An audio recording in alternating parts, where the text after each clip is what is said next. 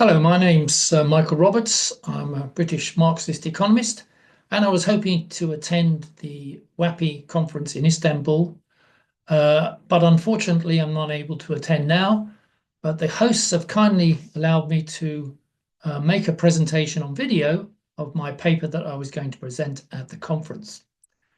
So given the time available, I better speed on and explain what I have in mind. And to do that, I'm going to share some slides with everybody. So here is the title of my presentation, Catching Up or Falling Behind. Here I'm referring in particular to the situation between the major high-income economies of the global north and the situation of the low-income economies of the global south. Are the global south economies in general catching up with the global north or falling further behind? I will present now an argument for this catching up story. First, are the poorer countries catching up with the richer countries of the so-called global north? There are three measures I think we can use in economics to perhaps judge that process. First, there's per capita incomes, the difference between per capita income in the global north countries and the global south ones. Also, the levels of labour productivity are key to development and growth. What are the gaps? Are they closing? And third, perhaps the World Bank's new index of human development, where they develop a more structured and textured measure of human development to judge whether the gap is closing.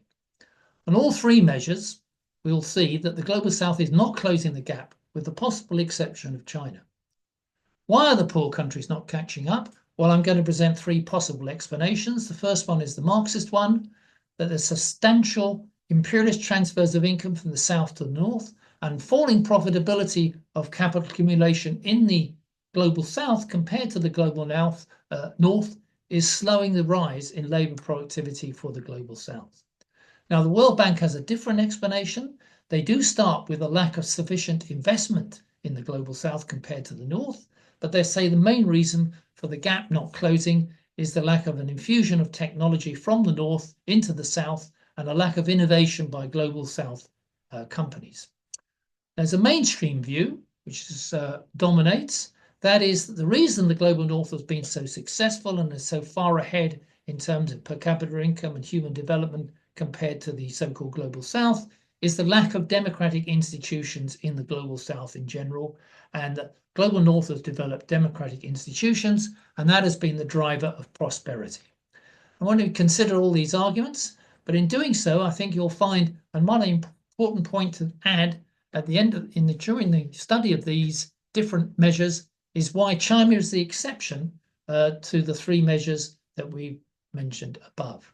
Let's take the first one. Here is per capita income in the high-income economies compared to the major global south economies in the so-called BRICS. You can see at high-income average is around $40,000 per capita in dollar terms in real GDP at the moment, while all the BRICS countries have figures below 13,000 per capita real GDP in dollar terms, and some very low indeed, like India, well below $5,000. There is a huge gap between the high-income global north and the BRICS countries of the global south.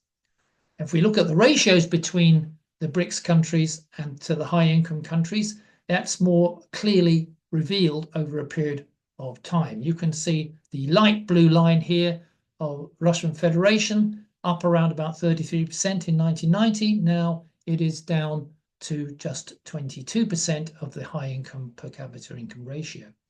And the same applies to all the other BRICS countries, a decline in South Africa's, a decline in Brazil's, that's the darker blue line, South Africa is the purple line, and the only two countries where there has been a closing of the gap is India, which started at a very low level of around 3% to now 5% in 2023, and of course the staggering change in China from around 4% of the per capita income of the high-income countries in 1990 now to 29%. So The BRICS have not been catching up, with the exception of India a little bit, and above all, China. Will the BRICS close the gap as we go forward beyond 2025? Now, if I project the trend growth rates in per capita income levels that we've seen in the previous period, 2007 to 23, and project that forward, we find that none of the BRICS will catch up to the current high-income country level in the next 20 years, except China. So the current level, around 40,000, none of the BRICS will get to that level in the next 20 years. The average 2023 per capita income for the high-income economies at 41,000. They won't reach that even in 20 years' time. China would reach that by 2041, and more than that, it would match the projected level for high-income countries, which will rise over the next 20 years, by 2046. So China will catch up with the global north by 2046, so in the next 20 years or so, at least on a per capita income basis. Now, labour productivity, we can see a similar ratio between the BRICS and the mature economies. They start off at ranging from very low levels in China and India in 1990 of just 5% of the labour productivity in the mature economies, to countries like South Africa and Russia, who had figures around about 60%. All of those have declined. Russia's declined ratio, so has South Africa's, so has Brazil's. Only India has shown an improvement, significant one, from 6% to 19% in 2024. But again, it is China that leads the way in closing the gap from around about 5% in 1990 to 36% now. So the major BRICS economies, with the exception of China, have still a long way to go and are in fact falling behind, not catching up. China will match the current level of labour productivity in the mature economies by 2033, but match the future level of the mature economies just a year later, 2034. India will reach the current level of mature economies only by 2050, so another 25 years, a full generation. And the other BRICS will not close the current gap at all in the next generation. That shows the way in which labour productivity is developing between the South and the North. If we take the World Bank's Human Development Index, which is a usefully more textured measure of development, they add into the question of per capita income down the bottom here, they add in the knowledge that we can see by measuring expected years of school. So they have a knowledge, an education component, and then they have, above all, a long and healthy life, the life expectancy at birth dimension, which they also then to give a human development index based on these three components. On that basis, China will match the current HDI level of the rich economies by 2039, but it would take until 2046 for China to reach the projected average rich country HDI in that year. So 20 years again. Every other BRIC country will fail to meet either of those targets in a generation. Now, the World Bank has tried to adjust per capita incomes for inequalities within countries. Inequalities are huge on income level within countries, whether in the global south or in the global north. And they've made an attempt to adjust that to give an adjusted inequality of income human development index.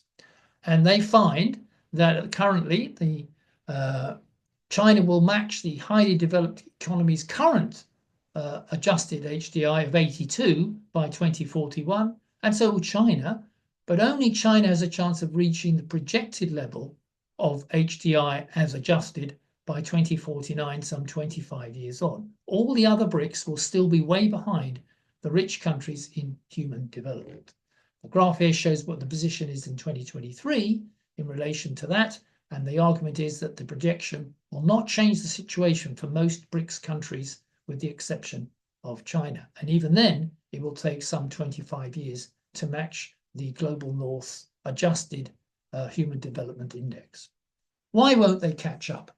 Well, the Marxist explanation is twofold, in my opinion. Firstly, there have been significant transfers of value to the imperialist countries of the global north through multinational companies and through trade from the global south.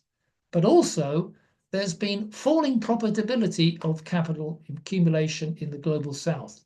that's been falling faster than the increase in labour productivity achieved by the investment taking place in capital accumulation. So capital accumulation has risen in the global south, but falling profitability is making it more and more difficult for that to grow sufficiently to raise labour productivity and per capita income. Let me explain. Here's the view on the imperialist transfers through trade as presented in the paper that Guglielmo Carcadi and myself presented several years ago, which shows imperialist transfers through trade from the global north to the global north from the global south have been about 1% of GDP to the global north economies on average, and a loss to the global south or the dominated countries of the global south DC of a similar figure. And if we also add in factor income, that is the income accrued by multinational companies in the global north, transferred from the global south in terms of profit, interest, and rent, we can see that the top countries of the global north have accumulated something like 1.5 to 1.7% of GDP each year as a result of those transfers through profit, interest, and rent. And even you can average that out, you can see the loss to the BRICS is something like 1% a year. So if we accumulate those all together, the impact of these value transfers, both in trade and through the multinationals, is that something like 2 to 3% of GDP is accrued to the global north from the global south each year to boost their economies.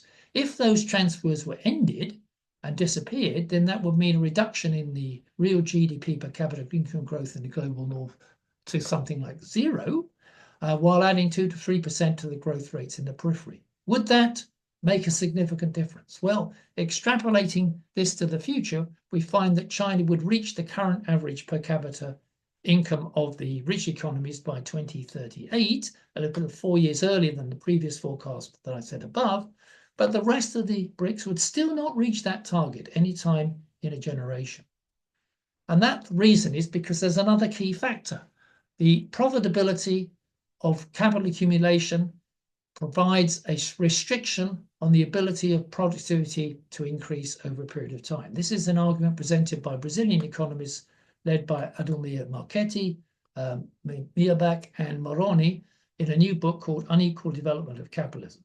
And they present the argument that there's a contradiction between raising productivity and sustaining profitability, and trying to raise the former, labour productivity, leads to a fall in profitability and eventually limits growth. As Marchetti put it, the advantages of lower mechanisation in the global south, the follower countries as these called, imply a smaller labour productivity and a higher capital productivity, in other words, a higher profit rate. But that begins to erode when investment takes place and capital productivity then declines more rapidly than labour productivity can increase. It indicates that the follower countries, the global south, gradually lose their backwardness advantage because they have higher rates of profit as the disparities in profit rates and incentives for capital accumulation diminish relative to the global north, thus jeopardizing the catching up process. This is their key thesis. Carcadi and I earlier looked at that, and it's definitely a profitability convergence taking place between the dominated bloc, the global south, the red line in this graph, and the imperialist bloc, the blue line. Since 1974, we found that the rate of profit in the imperialist bloc, G7, had fallen by 20%, while the higher rate of the dominated bloc, which it is, as you can see in the red line, had fallen by 32%. So there's a convergence taking place between the two blocks' rates over time. And that, according to the Brazilian authors, would eventually lead to the inability to raise productivity of labour sufficiently to close the gap with the global north. There's one exception to this, and that is clearly China. Again, I produced in the past a measure of the correlation between the change in the rate of profit on capital and GDP growth in various sectors of the world economy. On the left-hand side of this graph, you can see years 1951 to 78. This is the correlation figures between the rate of change in the rate of profit and GDP growth. And you can see that on the left-hand side, the G20 countries, excluding China, have a high correlation between the rate of profit on capital and GDP growth of 0.41, while China only has a very low correlation of 0.5 in the 51 to 78 period. In the post-Deng period, with the market economy developed in China, we see a rise in the correlation between a rate of profit and GDP growth for China to something like 0.18, but it's still way below the ratio between the rate of profit on capital and GDP growth for the G20 excluding China. That's the top 20 economies excluding China, is 0.68, a massively high correlation. So the rate of profit, the change in the rate of profit on capital really affects GDP growth in the most of the world's economies, and with the exception of China, which has a relatively low correlation. Now, the World Bank has an alternative explanation, not to do with profitability on the whole, but to do with, they feel, first of all, investment and the quality of that investment and its spread across the economy. So while emerging economies or global south economies can improve their position by increasing their levels of investment in capital to begin with, unless they also begin to infuse that investment across the wider sectors of the economy and not concentrate in one particular area, infusion, if you like, then they will not be able to raise productivity. And above all, they need to introduce new forms of innovatory technology which can take productivity forward. So they have the curve of productivity rising as capital investment falls, but depending upon the increase in innovation as they see it. Now, that argument doesn't really hold very strong. Marchetti points out that while the World Bank economists recognize that the profit rate is declining due to capital accumulation during catch-up, and that's reducing the investment rate or the incentive to invest, and this is a major determinant of the decline in capital accumulation investment. It's not big. So the question remains investment, not just innovation and infusion, and the profit rate approximates towards the level of the United States much faster than labor productivity. Essentially, the middle income trap is really a profit rate trap, according to Marchetti and his other authors. So the World Bank presents, however, three winners for the development story, which they say means that they've broken through the middle income to the high income status. They give us Korea, they give us Poland, they give us Chile. And you can see all three by 2022 or 2023 are above the high income threshold in the global north. Poland and China just above, and Korea well above. And what is the reason for that? Well, I think the reason can be actually presented towards the Marxist explanation, because in all three countries, the rate of profit on capital has increased for long periods of time during the development of those economies. In the case of Chile, after the coup by Pinochet over the Democratic Socialist government, there was a sharp rising in profitability as the workforce was exploited by a strong amount in order to drive up profitability, coupled with a commodity boom in the latter part of the 1990s and into the 2000s. But we can see in the recent period that profitability is beginning to fall. Same with Korea. They had military dictatorships in the 50s and 60s that dramatically increased the rate of profit and exploitation, along with foreign investment from America and so on. But again, from the beginning of the 1990s, the rate of profit in Korea has begun to fall, and that coincides with the end of the dictatorship and the ability to exploit the workers fully. We see a similar situation of a rise in the rate of profit in Poland after the fall of the Soviet bloc, right up to very high levels compared to where it was in 1989, 1990. But however, and that's after the joining of the EU, but however, in the long depression of the period since 2008, that rate of profit has flattened out and it looks subject to fall. So it's a fading story. Chile's catching up has reversed. Its ratio of per capita income to the US has fallen from just under 30% to under 29% now. So there's been a falling in the catching up process. And Korea's has leveled off at a high level in the last decade. Although Poland's per capita ratio has rocketed with joining the European Union, compared to the US, it's risen over 74% since 2000. But that compares, in the case of China, for example, of a 314% rise in the ratio to the US. That has made much more dramatic progress even than these three countries.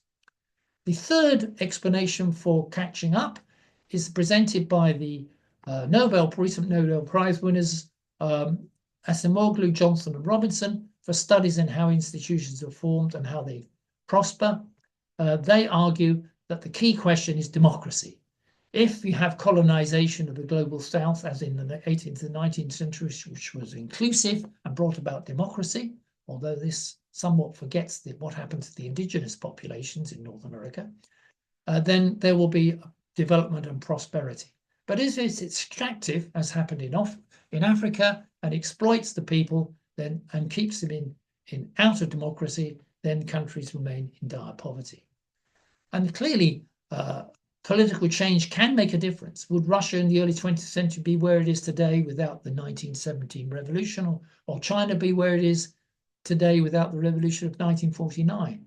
But our Nobelists do not present these as examples of where political change makes a difference. Their examples are getting the vote in Britain in the 19th century or independence for the American colonies in the 1770s. So for them, it's what they consider as democracy as they see it in the global north and the west.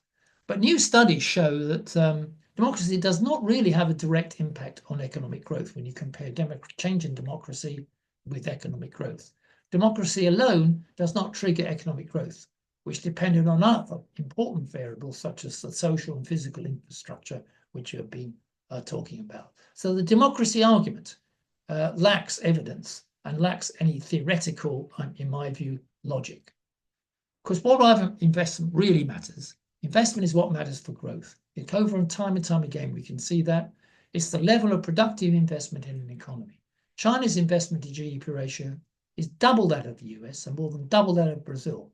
And China's investment to GDP ratio has risen 20% since the 1990s, while Japan's has fallen 20% and Brazil's by 11%. So the result of that high level of investment has meant that China has been the fastest growing economy in the last 35 years, while Japan and Brazil, the other BRICS, have been the slowest growing when we look at the BRICS group.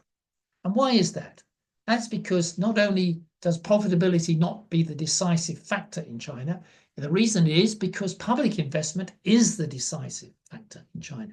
Total assets of China's state sector are 167% of GDP, several orders of magnitude above any other country, and every other major capitalist economy has less than 60% of GDP in public assets, as this figure on the right from the IMF's public investment database shows. Every year, China's annual public investment to GDP is around 17% compared to 3 to 4% in the US and the UK.